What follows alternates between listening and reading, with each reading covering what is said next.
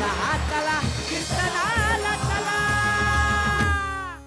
चला चला चला कीर्तनाला चला चला चला चला चला कीर्तनाला चला.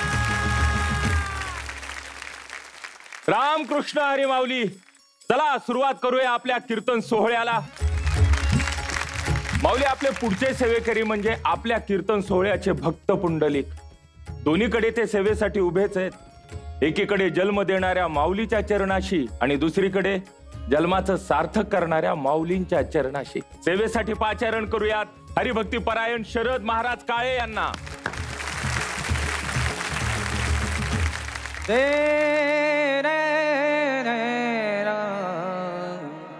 राम कृष्ण हरी जय जय राम जय जय राम.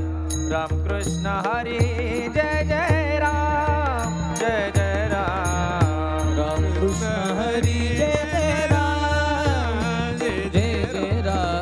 राम कृष्ण हरी जय राम जय जय राम. जय जय राम कृष्ण हरी जय जय राम. कृष्ण हरी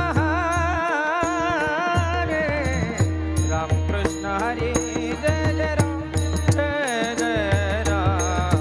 राम कृष्ण हरी जय राम जय जय राम. जय जय राम कृष्ण हरी जय जय राम. हरे जय जय राम कृष्ण हरी जय राम. हरे जय जय राम कृष्ण हरी जय जय राम. जय जय राम कृष्ण हरी जय जय राम.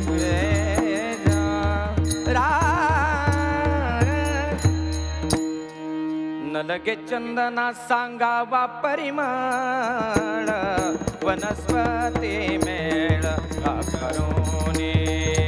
वनस्पती मेळ लगे चंदना सांगावा परिमळ वनस्पती मेळ हा करोनी. वनस्पती मेळ हा करोनी. अंतरीचे धावे स्वभाव बाहेरी दरिता हे पर्यावरेना. दरिता हे पर्यावरेना. अंतरीचे धावे स्वभावे बाहेरी दरिता ही पर्यावरेना. दरिता ही पर्यावरेना. सूर्य नाही जागे करीत या जना प्रकाश किरणा करमून. प्रकाश किरणा करमून. सूर्य नाही जागे करीता या जना प्रकाश किरणा करमून. प्रकाश किरणा करमून. हे तुका मने मेघनाचती मयूरे. मने मेघनाचती मयूरे. लपविता खरे येत नाही. लपविता खरे येत नाही. अंतरीचे धावे स्वभाव बाहेरी दरिता हे पर्यावरेना. दरिता हे पर्यावरेना. अंतरीचे धावे स्वभावे बाहेरी दरिता ही पर्यावरेना. दरिता ही पर्यावरेना. विठ्ठल विठ्ठल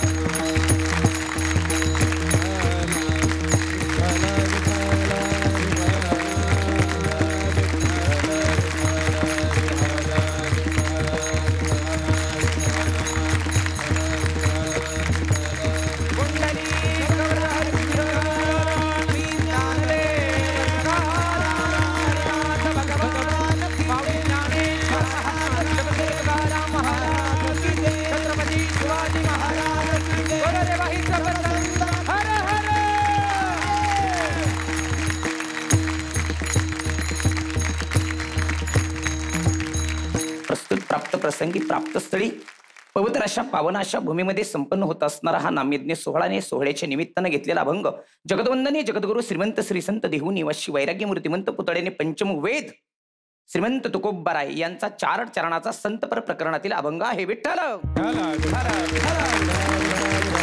प्रस्तुत अभंगामध्ये अलौकिक अविस्मरणीय असणारे संत स्वतःची लीनता कशी प्रतिपादित करतात तुकोबाराय या अभंगामध्ये सांगतात. खरे अर्थानं संतांकडे विद्वत्ता आहे, संतांकडे कीर्ती, संतांकडे असणारे सद्गुणांची खाणे, संत ही क्रांतीत, संत ही वैराग्याची मूर्ती, तरी संतांची लीनता तुकोबारायांनी या अभंगात प्रतिपादित केली.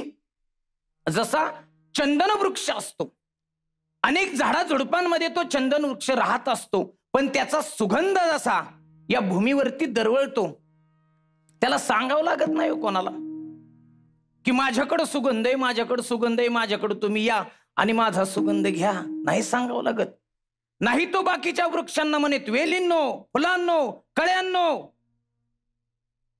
कुणाला सांगू नका, नाही म्हणत तो. त्याला सांगायची गरज पडत नाही. त्याचा सुगंध हीच त्याची ओळख आहे. न लगे चंदना सांगावा परिमळ, न लगे चंदना सांगावा परिमळ, न लगे चंदना सांगावा परिमळ, चंदना सांगावा परिमळ.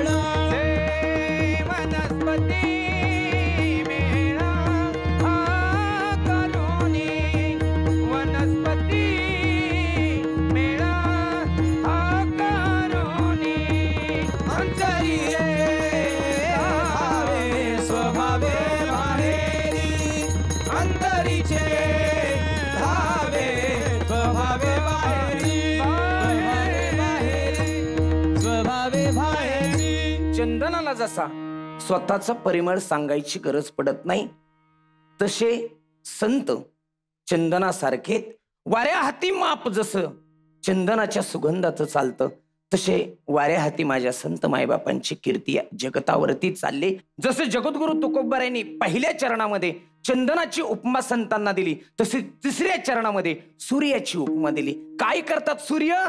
तर सूर्य हा एकच असतो, पण त्रैलोक्यामध्ये जसा उजेड येतो, त्रैलोक्यामध्ये त्याचा प्रकाश असतो.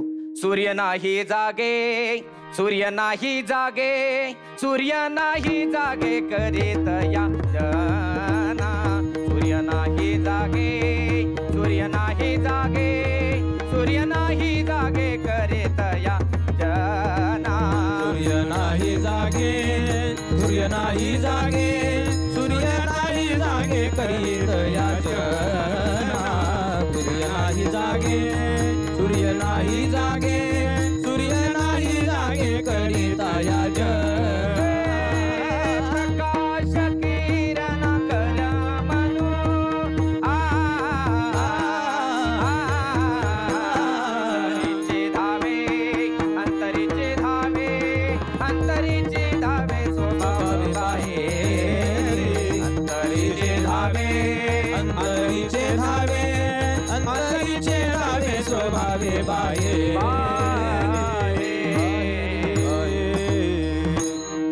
सूर्य जागा करीत नाही या जनाला, पण कोट्यवधी किरण पृथ्वीवरती येतात, त्याला जाग व्हा म्हणून सांगायची गरज नाही.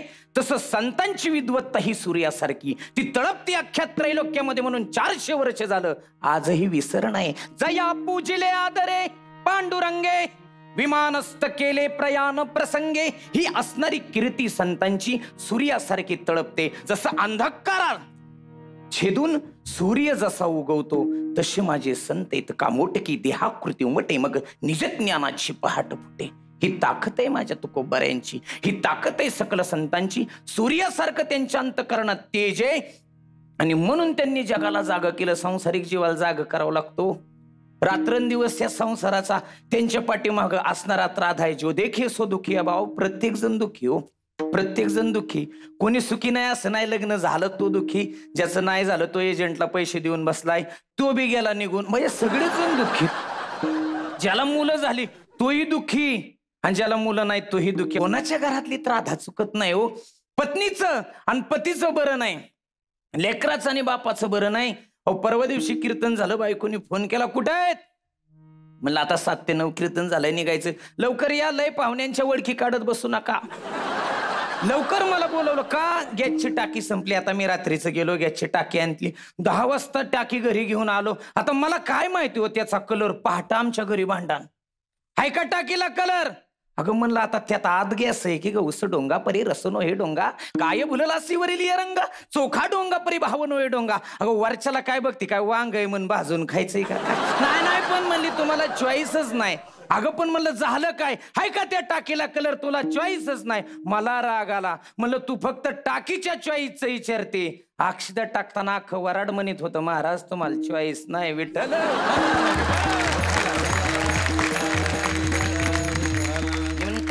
संतांनी तेनीची पंथे चालू जाता, न पडे गुंता कोटे काही नाम चांगले चांगले, माझ्या कंठी राहू भले, कपिकुळ उद्धरिले मुक्त केले राक्षसा. म्हणून ते भगवंताचं नाव फार मोठ्या प्रेमाने घ्यायचंय. विठोबा रखुमाई,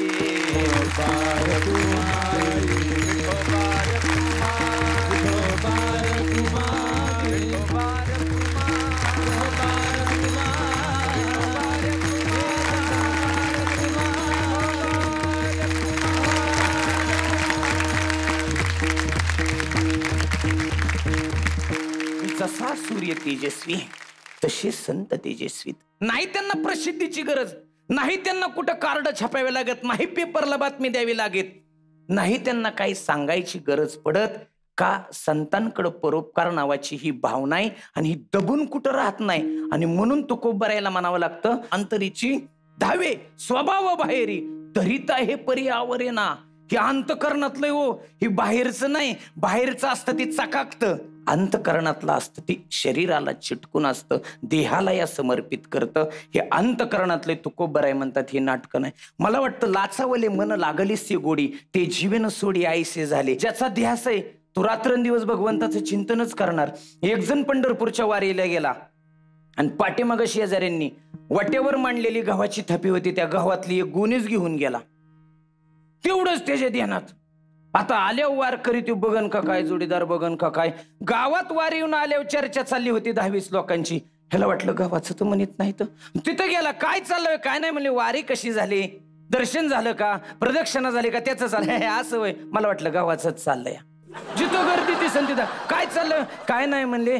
कांद्याला लेबरच मिळा नाही, त्याची चर्चा चालली. असं होय, मला वाटलं गावाचंच चाललंय. का? अंतरीची धावे स्वभाव बाहेरी, दरिता हे परी आवरेना. म्हणून जसे मेघना दाटतील तसा मोर नाचणारच हो. मेघ दाटले की मोर नाचतो. मेघाचं येणं हे जसं सृष्टीला आनंददायी असतं, मेघाचं येणं जसे प्रकृतीला आनंददायी असतं, मेघाचं येणं हे जसं निसर्गाला आनंददायी असतं, तेवढंच पक्षी फुलांना आनंददायी असतं. पण मोर नाचायचं असेल तर पाऊस पडावा लागेल ना हो. ते ऋण वय पण देखून अंगी, मी आपल्याच उत्तीर्णत आला गी, भक्ताच्या तनुत्यागी परिचर्या करे. अरे तुमचं बी काहीतरी कर्तव्य ना हो. 8-8 पदरी रोड झालं, मायबाप मोठमोठाले मार्ग झाले, आणि दारात सावली नाही राहिली हो. दारात सावली नाही राहिली, कुठेतरी सावली झाली तर प्रकृती वाचल. नाही तर पोरांना मोठमोठाले पॅटर्ननी शिकवताना, इंग्लिश मिडियमनी शिकवताना, पण ज्या दिवशी लेकरांच्या पाठीवर 1 किलोचा ऑक्सिजन बांधून द्यावा लागन, तेव्हा तुम्हाला किंमत कळेल या प्रकृतीची, किंमत कळेल या सृष्टीची. आणि म्हणून संतांनी क्रांती केली. संत सांगतात, ज्या ज्या वेळेस मेघाचं आगमन होईल, ज्या ज्या वेळेस पावसाचं आगमन होईल, त्या त्या वेळेस मोर नाचणारच. म्हणून लपविता खरे येत नाही.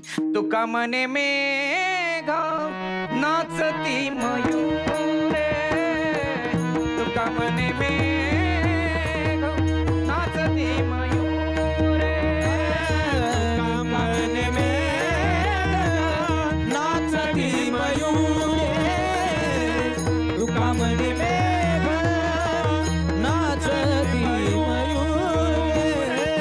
लपविता खरे येत नाही, लपविता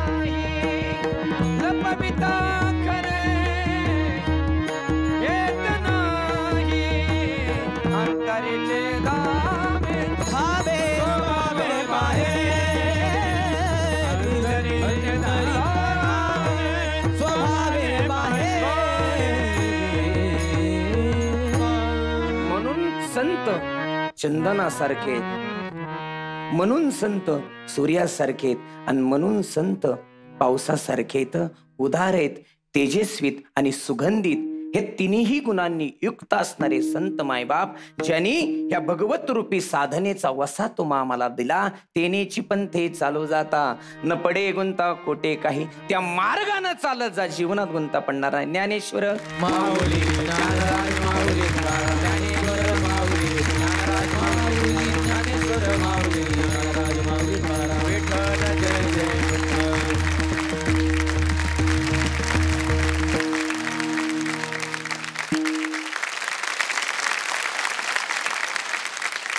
माऊली काय सांगाल सेवेबद्दल? महाराज, तुमचं प्रमाणांचं पाठांतर जे आहे ते फार वाखाणण्याजोग आहे. एका पाठोपाठ एक, आणि या अभंगाच्या संबंधाने तुम्ही जे निरूपण केलं त्यातली मला एक गोष्ट आवडलेली आहे. या अभंगाला दृष्टांत म्हणून 3 गोष्टी सांगितल्या होत्या, चंदन, सूर्य आणि मेघ. याला 3 उपमा तुम्ही छान दिल्यात. चंदन सुगंधी आहे, सूर्य तेजस्वी आहे, आणि मेघ उदार आहे. दुसरी महत्वाची गोष्ट, अभंगाचं जे ध्रुपद असतं ना, ते ध्रुपद म्हणजे त्या अभंगाचा सिद्धांत असतो, आणि वर खाली जे असतं ते सगळे दृष्टांत असतात. याचं प्रतिज्ञा वाक्य असं होतं की जे आत तयार झालं ते आवरता येत नाही, ते आपोआप बाहेर येतं. त्यामुळे लीनता हे त्याचं प्रतिज्ञा वाक्य नाही, तर जी स्वाभाविकता आहे ती बाहेर पडणारच, या भूमिकेला धरून आणि मग पुढे त्या अभंगाचा विस्तार आहे. मला असं वाटतं या सगळ्या गोष्टींनी तुमचं कीर्तन आणखीन सुदृढ हो, ही विठ्ठलाचरणी प्रार्थना. आई साहेब, शरद महाराज, शरद ऋतू सारखं आपलं आगमन झालं आणि खूपच छान.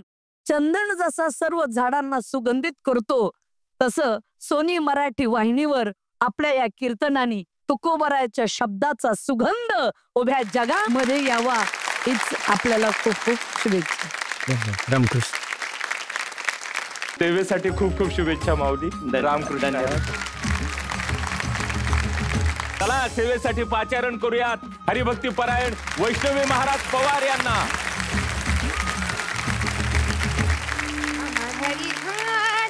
शब्दाची चरणी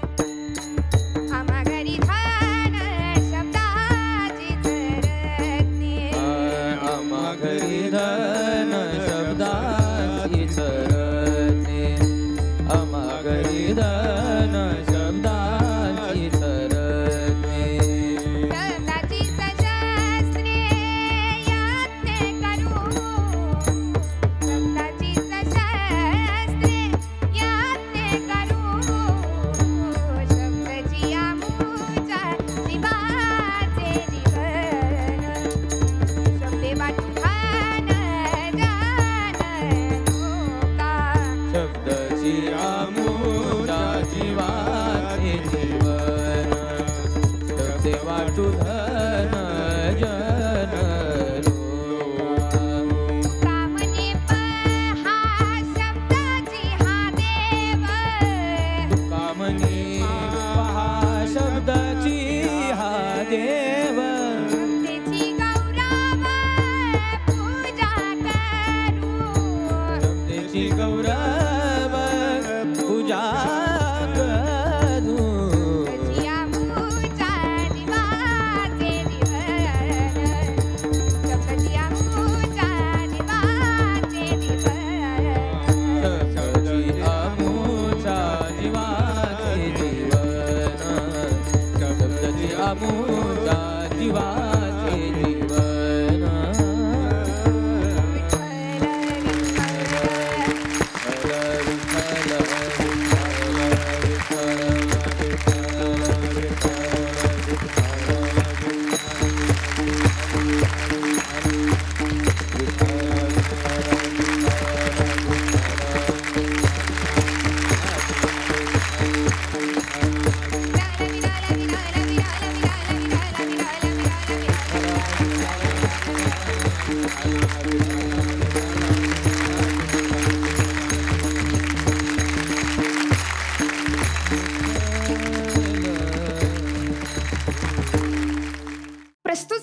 घेतलेला अभंग 16व्या शतकात सामाजिक प्रबोधनाची मुहूर्तमेढ रोवणारे, अनंत काळच्या विद्वत्तेच्या बंधनात कोंडून ठेवलेला वेदांत हा जनसामान्यांपर्यंत प्रवाहित करणारे, नवे नवे तर रंजल्या गांजल्यांचं दुःख दूर करणं हेच खरं संतत्व आहे या विचारातून परमार्थाची अलौकिकता व परमार्थाचा साधेपणा स्पष्ट करणारे, संत हृदय सम्राट भागवत धर्माचा कळस आणि परमार्थाचं नाक असणारे आदरणीय श्रीमंत श्री संत जगद्गुरु तुकाराम महाराज यांचा शब्दाची अलौकिकता व शब्दाचं त्यांच्या जीवनातील स्थान स्पष्ट करणारा 4 चरणाचा अभंग विठ्ठल विठ्ठल. या अभंगात तुकाराम महाराजांनी एकाच गोष्टीला अर्थात शब्दाला 5 उपमा दिलेल्या आहेत. अर्थात तुकोबरांनी याच शब्दाकडे 5 दृष्टिकोनानं पाहिलं आणि 3 पद्धतीनं त्याचा विनियोग करू असं म्हटलेलं आहे. ते कसं तर पहा, तुकाराम महाराज म्हणतात, शब्द हे आमच्यासाठी धन आहे आणि हो, आमचं हे धन सामान्य स्वरूपाचं नसून आमचं धन हे रत्नाच्या स्वरूपात आहे आणि वेळ प्रसंगाला तर या शब्दाचाच आम्ही शस्त्र रूपानंही वापर करू. कारण हे शब्द आमच्यासाठी सामान्य गोष्ट नसून हे शब्द आमच्यासाठी आमचं सर्वस्व आहे, आमचं जीवनच आहे. आणि इतकंच नाही तर हे शब्द धन, हे शब्दरत्न आम्ही स्वतःपुरती सीमित न ठेवता या जगातील जनसामान्यांना मिळेल यासाठी हे धन वाटण्याचं कार्य करतोय. आणि याच्याही पुढे जाऊन तुकोबाराय सांगतात की शब्द हाच आमच्यासाठी देव आहे आणि अशा या देवाला आम्ही शब्दरूपी नामानं गौरवू, शब्दरूपी नामानंच त्याची पूजा करू, असा हा अभंगाचा सरळ सरळ भावार्थ. विठ्ठल विठ्ठल. आता शब्दाची व्याख्या करायची झाली तर आपल्या मनातील विचार दुसऱ्याला कळण्यासाठी किंवा दुसऱ्याचे विचार आपल्याला समजण्यासाठी वैचारिक आदान प्रदान करण्याचं एकमात्र साधन म्हणजे शब्द. Words are the means of expressing emotions. भावना व्यक्त करण्याचं साधन म्हणजे शब्द. जर शब्दच नसते तर माणसात आणि प्राण्यात काय फरक राहिला असता? जर शब्दच नसते तर मी इथं आणि आपण तिथं काय बोललो असतो? जर संतांकडे शब्दच नसते तर ज्ञानेश्वरी, भागवत, गाथा अशी अनेक शब्द अमृतासारखी ग्रंथ संपदा संतांनी तुमच्या आमच्यापर्यंत कशी पोहोचवली असती? जर संतांकडे शब्दच नसते तर हे नाम आहे हे कसं सांगितलं असतं? आणि जर हे नामरूपी शब्दच नसते तर तो देव तरी कसा प्रसन्न झाला असता? म्हणूनच शब्दाला अनन्यसाधारण महत्व आहे. शब्दामुळेच रामायण घडलं, शब्दामुळेच महाभारत घडलं आणि काही संतांच्या आयुष्यात बदल करण्यासाठी किंवा त्यांना संतपद प्राप्त होण्यासाठी शब्दच कारणीभूत ठरले. उदाहरणार्थ चांगदेव महाराज, विसोबा खेचर, नामदेव महाराज. कारण मुक्ताईचे शब्द आहेत, परब्रह्म्या संगे नित्य तुझा खेळ आणि आंधळ्याचे डोहाळे काबा झाले. म्हणून नाण्याच्या जशा 2 बाजू असतात अगदी त्याचप्रमाणे एकीकडे शब्दानं अनेकांचं जीवन उजळूनही निघतं तर दुसरीकडं त्याच शब्दामुळे अनेकांच्या जीवनाचं मातेरही झालेलं पाहायला मिळतं. उदाहरणार्थ शिशुपाल स्वतःच्याच मुखातले चुकीचे शब्द स्वतःच्याच नाशाला कारणीभूत ठरले. म्हणून शब्दाला अनन्यसाधारण महत्व जरी असलं तरी कोणते शब्द कुठे वापरायचे आणि कसे वापरायचे हे महत्वाचं ते कळायला पाहिजे. आणि हेच माऊली ज्ञानेश्वरीच्या 13व्या अध्यायात सांगतात, तैसे साचा आणि मवाळ मितले आणि रसाळ शब्द जैसे कल्लोळ अमृताचे. शब्द हे थोडेच पण गोड असावे, शब्दात सत्यता असावी, मवाळकी असावी, नवे नवे तर अमृतासारखी मधुरता असावी. आता आपल्याला शब्दाची फक्त इथपर्यंतच व्याख्या माहिती आहे. कारण सामान्य माणूस शब्दाकडे पाहताना केवळ दैनंदिन व्यवहाराचं साधन म्हणूनच पाहतो. आपण शब्दाला जास्त महत्व देत नाही. पण संतांच्या जीवनाचा विचार केला तर संतांच्या संपूर्ण आयुष्याची श्रीमंती, कमाई आणि धन म्हणजे शब्द आहेत. आता तुम्ही म्हणाल, ताई या शब्दाचं धनाचं काय कनेक्शन? आता हा प्रश्न आपल्याला पडतो. अर्थात साहजिकच आपल्याला फक्त पैसा, मालमत्ता, संपत्ती एवढंच धन आपल्याला माहितीये. पण संतांनी या पैशाच्या धनाला आणि श्रीमंतीला कधीच महत्व दिलं नाही. सामान्य माणसाच्या जीवनामध्ये पैसाही त्याची श्रीमंती असली तरी संतांच्या जीवनामध्ये त्यांचे शब्द ही त्यांची श्रीमंती आहे. म्हणून तुकोबराय म्हणले, आमच्या जवळ ते शब्द धन आहे जे कितीही खर्च केलं तरी संपत नाही, उलट वाढत राहतं. तुकोबराय सांगतात पहा की आमचं जे धन आहे ते काही सामान्य स्वरूपाचं नाही तर आमचं धन हे रत्नाच्या स्वरूपामध्ये आहे. आमचं धन कसं आहे? रत्नाच्या स्वरूपामध्ये आहे. आता चांगला विचार केला तर तुकोबराय शब्दाला रत्नाची उपमा देतात. आता रत्नाची उपमा देतात ह्याचा अर्थ नक्कीच रत्न आणि शब्द ह्या दोन्हींमध्ये साम्य आहे. दोन्हींमध्ये जे गुण रत्नामध्ये आहेत तेच गुण शब्दामध्ये आहेत. पण कोणते? तर ऐका, आयुर्वेद शास्त्र सांगतं की काही रत्न जर आपण परिधान केली तर ती रत्न रोग निवृत्त करतात. तसंच संतांची शब्दरूपी रत्न सुद्धा रोग निवृत्त करतात. पण कोणता? भवरोगाईसा जाय आणि काय शुल्लक. इतकंच नाही, ज्योतिषशास्त्र सांगतंय काय, काही रत्न जर आपण परिधान केली, धारण केली, तर ती रत्न आपल्या भाग्यात बदल घडवून आणतात. आता त्या रत्नानं भाग्यात बदल होईल का नाही हे मी सांगू शकत नाही, पण संतांच्या शब्दरूपी रत्नानं आपल्या भाग्यात बदल झाल्याशिवाय राहणार नाही. म्हणून ऐका, संतांनी सांगावं हे शब्द धन महत्वाचं आहे, कारण तुटे भवरोग संचित क्रिया मान भोग.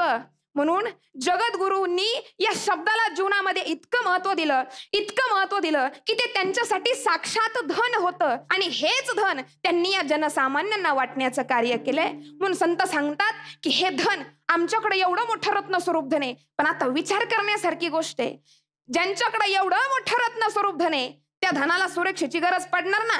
पण तुकोबराय म्हणतात, हा आम्हाला त्या धनाची रक्षा करण्यासाठी कसल्याही डिपार्टमेंटची सिक्युरिटीची गरजच नाही, कारण आमचे शब्द हेच आमच्यासाठी फार मोठं शस्त्र आहे. तीक्ष्ण उत्तरे हाती घेऊनी बाण फिरे. आमचे शब्द हेच आमच्यासाठी शस्त्र आहे. इतरांना क्रांती करण्यासाठी तलवारी लागल्या, घाम गळावा लागला, रक्त सांडावं लागलं, पण साधून क्रांती केली ती शब्दानं. म्हणून तुकोबराय सांगतात की हीच शब्दरूपी शस्त्रे वापरून आम्ही मोठ्या कष्टानं आणि प्रयत्नानं या शब्दधनाचं जतन करू. म्हणून तर म्हणले, आम्हा घरी धन शब्दाची चराज्ञे, आम्हा घरी धन शब्दाची चराज्ञे, आम्हा घरी धन शब्दाची चरज्ञे, आम्हा घरी धन शब्दाची चरज्ञे.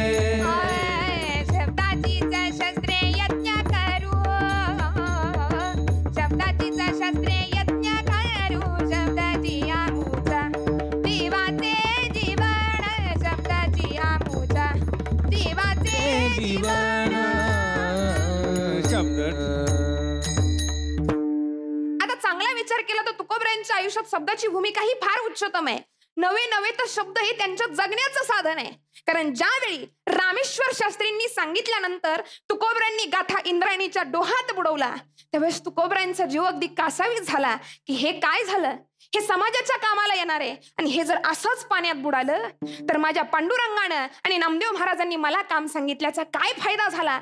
म्हणून ते परत मिळवण्यासाठी तुकोबरायांनी 13 दिवस अन्न पाण्याचा त्याग केला. भागविलासी केला सीन अधम मी यातीहीन, झाकुनी लोचन दिवस 13 राहिलो, अवगे घालोन या कोडे तहान भुकेचे साकडे, योग क्षेम पुढे तुझं कारणे लागले. यातून हे स्पष्ट होतं की शब्द हे तुकोबरायांच्या जगण्याचं साधन तर होतच होतं, पण ते त्यांचं जीवन होतं. शब्द त्यांचे प्राण होते आणि म्हणूनच जगद्गुरूंचे हे शब्दरूपी अभंग फक्त महाराष्ट्रालाच नाही तर संपूर्ण जगाला मिळालेली फार मोठी देणगी आहे. कारण वेदाचा तो अर्थ आम्हासीच ठावा, या आत्मविश्वासातून सेवितो हा रस वाटितो अनिका. अर्थात हे अमृत फक्त स्वतःपुरतं सीमित न ठेवता या जगाला मिळावं या आत्मीतेनं संतांच्या अंतकरणातला भाव लेखणीतून पाजरला आणि संत साहित्य तयार झालं. किती भाषिक योगदान काय आहे संतांचं. अभंग संतांनी दिले, ओव्या संतांनी दिल्या, भारुड संतांनी दिली, गझला संतांनी दिल्या. नामदेव महाराज हे पहिले गझलकार आहेत असं एका अभ्यासिकेचं म्हणणं आहे. आणि याच्याही पुढे जाऊन सांगते की संतांनी हे शब्दरूपी धन जनसामान्यांना कसं वाटलं. चांगला विचार करायचा झाला तर ज्या वेळेस तुकोबराय वैकुंठाला गेले, वैकुंठाला गेल्यानंतरही नित्य पाठाचे 12 अभंग हे शब्दधन म्हणूनच संतांनी जनसामान्यांना वाटलं. इतकंच नाही तर तुकोबरायांच्या एकादश अभंगाच्या जीवावरच कोंडाजी नावाचा ब्राह्मण हा वेदांताचार्य झाला. आणि याच्याही पुढे जाऊन सांगेल की तुकोबरायांनी हे शब्दधन या जनसामान्यांना वाटलं, या जडजीवांचा उद्धार केला. म्हणून तुकोबराय सांगतात हे शब्द आमचं जीवन तर होतच होतं, पण ते जीवन तुकोबरायांनी या जगासाठी समर्पित केलं. म्हणून म्हटले अभंगाच्या दुसऱ्या चरणात, शब्दची आमुच्या जीवाचे जीवन, शब्दे वाटू धन जन लोका. अर्थातच काय, तुकोबराय शब्दाला धन म्हणतात, शब्दाला रत्न म्हणतात, शब्दाला शस्त्र म्हणतात, शब्दाला जीवन म्हणतात आणि याच्याही पुढे अत्यंत प्रगल्भ विचारानं याच शब्दाला साक्षात देवाची उपमा देतात. आता तुकोबराय शब्दाला देव का म्हणतात? कारण भगवंत सगुण आहे हे सांगायला सुद्धा शब्दच लागतात, भगवंत निर्गुण आहे हे सांगायला सुद्धा शब्दच लागतात आणि त्याच भगवंताचं नाम घ्यायला सुद्धा शब्दच लागतात. कारण एका ठिकाणी तुकोबराय अत्यंत तळमळीनं सांगतात, काय? देव घ्या कोणी, देव घ्या कोणी, आयता आला घर पुसोनी. आता मला सांगा, तुकोबराय लोकांना नेमका कोणता देव देत होते हो? तो देव सोन्याचा होता का तांब्याचा होता का पितळाचा होता का दगडाचा होता?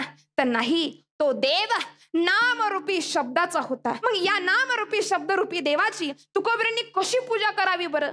तुकोबरायांचा प्रश्न देवाला, का सयाने पूजा करू केशी राजा, हाची संदेह माझा फेडी आता.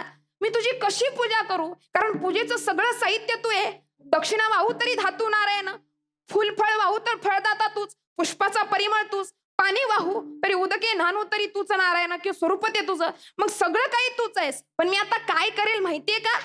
मी आता तुका म्हणे मज अवघे तुझे नाम, धूप दीप राम कृष्ण हरी.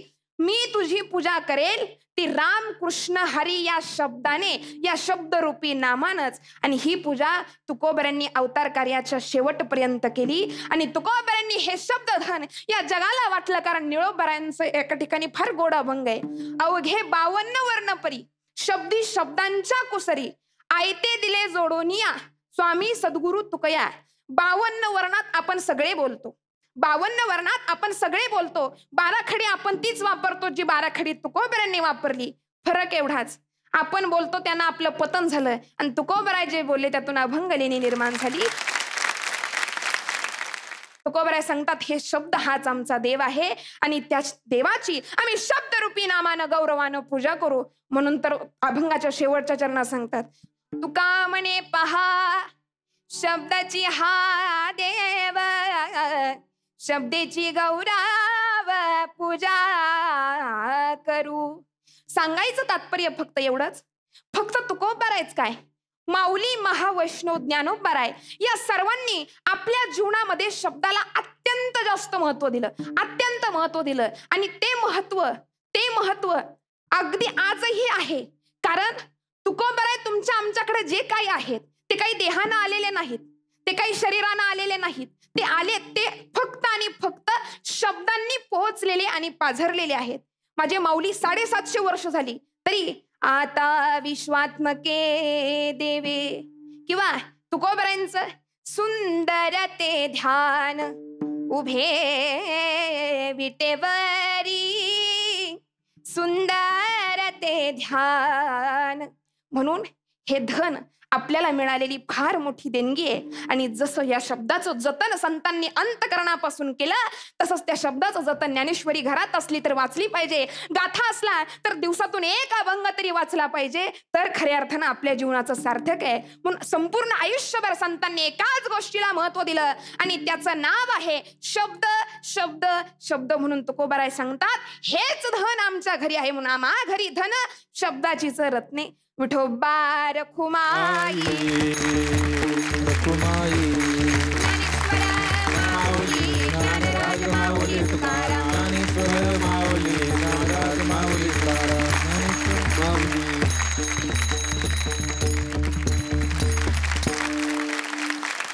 रामकृष्ण हरी. माऊलींपासून सुरुवात करूयात. वैष्णवी महाराज, शब्दावर जे तुम्ही बोललात त्याच्यावर बोलायला माझ्याकडे शब्द नाहीत. म्हणजे शब्दावर शब्दाने बोलून एखाद्याला निशब्द करता येतं, ती गुरुकृपा तुमच्यावर नक्की आहे. या अभंगाच्या संबंधाने सगळ्या श्रोत्यांना तुम्ही पूर्ण निशंक केले, एक परिपूर्ण कीर्तन तुम्ही मांडलं. फक्त मला असं वाटतं तुमचं गाणं छान आहे, गाण्याची तयारी छान आहे. कीर्तनामध्ये मध्ये मध्ये भजनाची पेरणी अपेक्षित आहे, वारकरी चालीमध्ये आल्या पाहिजेत. तुम्ही छान गाऊ शकता, भैरवी गायला पाहिजे ते. पण मला माहितीये सगळं सांगून टाकायचं होतं, त्याच्यामुळे भजन थोडं बाजूला ठेवण्यात आनंद मानला आणि सगळ्या गोष्टीकडे बारीक पाहत चला, ज्याच्याने वक्ता अधिक नेमकं आणि परफेक्ट बोलणार आहे. जसं 1600 आणि पुढं काही वर्षे हा तुकोबरायांचा काळ आहे, आणि जेव्हा 1600 पुढे 27 म्हणा 20 असतो, तेव्हा ते शतक 17वं होतं, 16वं नाही. तर 16व्या शतकाच्या ऐवजी 17व्या शतकात ते यायला पाहिजे. पण एक परिपूर्ण कीर्तन, म्हणजे यात आता काही राहिलंय असं सांगायचं काही राहिलं नाही. खूप शुभेच्छा तुम्हाला. आई साहेब सांगा, काय वाटली सेवा?